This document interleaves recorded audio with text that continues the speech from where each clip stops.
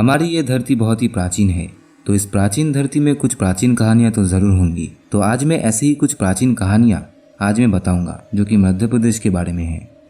कहा जाता है कि भोपाल की स्थापना की थी राजा भोज ने, जिनके आगे इस नगर को नाम दिया गया था भोजपाल। एक दिन ऐसा हुआ कि कुछ लोगों ने मिलकर इस राज्य पर हमला कर दिया, जिसमें एक बहुत ही बड़ा घमासान लड़ाई हुई थी और उस लड़ाई में राजा भोज की मृत्यु हो। पर यहाँ पर दुश्मनों की नजर महाराज की रानी कमलावती के ऊपर थी। उन लोगों ने महल में घुस के रानी कमलावती को अगवा करना चाहा, लेकिन रानी कमलावती अपने दासियों के साथ उस महल में बने खुफिया रास्ते से जाके समुद्र में कूद के अपनी जान दे दी। कहा जाता है कि रानी कमलावती भगवान को बहुत ही मानते थे। उन्होंने जाने से पहले उस महल में एक अभिशाप देके गया था, जिसकी बदौलत वो पूरी महल उस महल में बनी एक तालाब में पूरी डूब गई और साथ ही उस महल में रहे हीरे जवाहरात भी।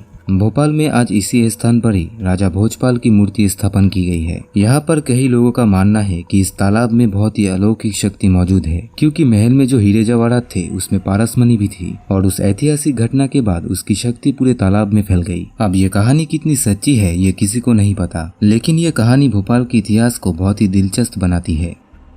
भोपाल की अशोक नगर में बसे एक गांव चंदेरी, यहाँ पर बहुत ही प्राचीन इतिहास छुपी हुई है। अगर सच कहा जाए तो चंदेरी में हर गली में एक कहानी छुपी हुई है, मगर आज हम चंदेरी के एक खास पहलू पर बात करेंगे, जिसे कट्टी घाटी नाम से जाना जाता है। कहा जाता है कि ये कहानी 15 शताब्दी से शुरू हुई थी, जब चंदेरी मलवा सल्तनत के अंदर थी, जिसे गियासुद्दीन खिलजी की हुकूमत पे रखा गया था। चंदेरी का राजपाल थे जिमान खान, जो कि अपनी व्यवस्था से गियासुद्दीन को खुश करता था। जब एक दिन खुद गियासुद्दीन चंदेरी आने के लिए मन बनाया, तो जिमान ने पूरी राज्यों पर घोषणा करवा दी कि उसे बुंदेलखंड और मलवा के बीच एक बड़े पत्थर को काट के विशाल द्वार बनाना है, जिससे कि महाराज की स्वागत की जा सके। लेकिन 240 फीट चौड़ा और 65 फीट लंबा पत्थर को कौन काटेगा, ये पहलू सुलझाई थी उस समय में मौजूद चंदेरी में बसी एक स्थापति ने। इस आदमी की एक शर्त थी कि जब तक वो उस विशाल पत्थर को एक विशाल द्वार में बदले, तब तक चंदेरी का कोई आदमी यहाँ पर नहीं आएगा, क्योंकि उसे जिमान खान को एक भव्य तोहफा देना था। और हुआ भी ऐसा। उस आदमी ने बहुत ही बड़ा और सुंदर द्वार बनाया, जिसे आज कट्टी घाटी के नाम से जाना जाता है। लेकिन उस आदमी ने एक गलती कर दी। उन्होंने गलती से अपने डिजाइन पर किसी दरवाजे को इंक्लूड नहीं की। चंदेरी, जो कि इस विशाल पत्थर से अपने दुश्मनों से प्रोटेक्ट होती थी, वो अब दुश्मनों के लिए एक खुला खजाना बन गया था। उस स्थापतकर को इतना बड़ा सदमा पहुंचा था कि उसने खुद को मार दी, और तब से लेकर आज तक कट्टी घाटी के ऊंचे द्वार पर उस व्यक्ति का कब्र सजा के रखा गया है। लोगों का मानना है कि द्वार में आज भी कभी कभी उस आदमी की आत्मा खड़ी मिलती है, क्योंकि उसे चंदेरी को दुश्मनों से बचा के रखना है।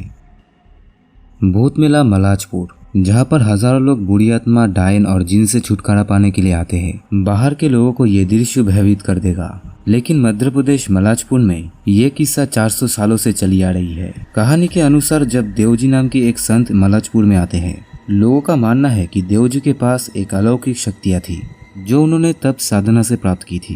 देवजी लोगों के सामने मिट्टी को गुड़ और पत्थर को नारियल में बदल देते थे। साथ ही वो कई लोगों को प्रेतों से भी छुटकारा दिलवाते थे। ऐसे में देवजी की मन से पूजा की जाने लगी और इनके नाम पर मंदिर भी बनाया गया। आज भी मलजपुर के लोग बाबा देवजी को अपना गुरु मानते हैं। उन्हीं के नाम पर हर साल यहाँ पर भूत मेला आयोजित किया जाता है। इस मेले में दाखिल होने के लिए आपको दिल से बहुत ही मजबूत होना पड़ेगा, क्योंकि मेले में हजारों संख्या में ऐसे लोग आते हैं जो देश विदेश से भूत प्रेतों से पीड़ित है। मलजपुर के लोग अपने भूत मेला और बाबा देवजी की इस कहानी पर पूरी श्रद्धा करते हैं। जब मध्य प्रदेश के बारे में बात हो रही है, तो कहानी तो उस बारे में भी होगी, जो कि आज भी दुनिया के सबसे खतरनाक हादसे से जाने जाते हैं। हम भोपाल गैस ट्रेजेडी के बारे में बात कर रहे हैं। 1984 3 दिसंबर अंधेरी रात में एक ऐसा घटना हुआ, जिसमें 3000 से भी ज्यादा लोग एक दर्दनाक मौत के शिकार हुए और ना जाने कितने हजार लोग हमेशा के लिए विकलांगता से शिकार हुए। ये दर्दनाक किस्सा डाव फैक्ट्री में हुआ था, जो उस समय यूनियन कार्बाइड इंडिया के कीटनाशक प्लांट के रूप से इस्तेमाल किया जाता था। उस रात इस फैक्ट्री से 40 टन के मिथाइल आइसोसाइनेट आसमान में फैल गया था, जिसके कारण ये हादसा हुआ था। हैरानी की बात यह है कि आज भी लोग वहां से गुजरने से डरते हैं। लोगों का कहना है कि यहाँ पर आज भी हजारों की चीखें सुनाई देती है। इस जगह के पास जेपी नगर लोगों का कहना है कि यदि कोई शाम के बाद इस फैक्ट्री में दाखिल होता है, तो आत्माएं उन्हें धक्का दे देता है। अब ये कहानी कितनी सच है इसका प्रूफ नहीं है, लेकिन वहाँ पर जो घटना हुई थी वो बिल्कुल सच है। ये बात 1-2 साल पुरानी है। कहानी है भोपाल की ताजमहल पैलेस की, जो कभी बेगम शाहजहां का घर हुआ करता था। इस महल से दूर रामदीन अपना दुकान खोल के बैठा था। अब तक रात के 12 बज चुके थे और उसे महसूस होता है कि दुकान की खिड़कियां खुद ब खुद धीरे धीरे खुल रही है। रामदीन को लगा था कि ये शायद कोई हवा का झोंका है, जिसके बाद वो दुकान बंद करके घर लौटने का फैसला किया। लेकिन अचानक दुकान के अंदर काफी तेज ठंडी हवा चलने लगती है। बाहर झांकने पर रामदीन को दिखा एक परछाई। ये कोई औरत थी जिसके बाल लंबे थे और वो बीच हवा में झूल रही थी और उसे देख कुछ अजीब तरीके से हंस रही थी। रामदीन की कहानियां भोपाल की ताजमहल पैलेस की गलियों में एक आम बात है। शाहजहां बेगम ने 1871 से 1884 के बीच इस महल को बनाया था। अपने आखिरी दिनों में वो इस महल में रहा करती थी। उनका उनके परिवार से कोई वास्ता नहीं रहा और ये महल उनका घर हुआ करता था। तब से लेकर आज तक कई बार लोगों को बेगम की आत्मा यहाँ पर फिरती हुई दिखाई देती है, ठीक इसी तरह हवा में हिलते हुए।